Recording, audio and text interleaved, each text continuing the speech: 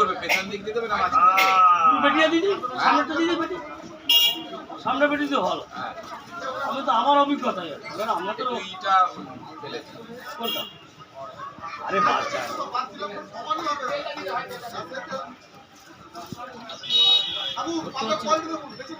ধরো ভালো করে ধরো, কাটো। 7 কিলো ওজনের চিতল কাটতে পারছো না? আমি তো কাটতে বললে বলতে হতো না তোমার। বটি ছোট হয়ে গেছে। বটি ছোট না, বটি ধার নেই। আরে সেভ করতে হচ্ছে।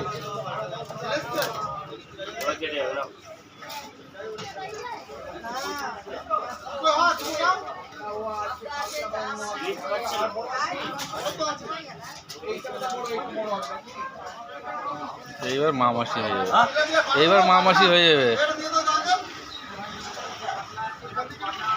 পেছনের ওই মালটাও ভালো।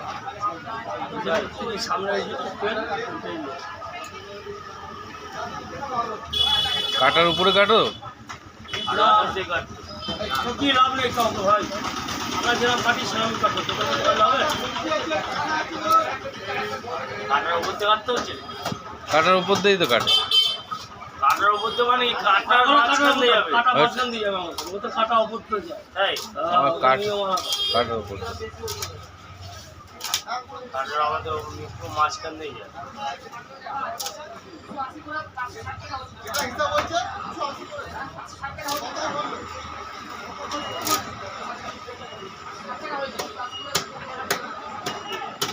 খাসির মতন রক্ত বেরোচ্ছে।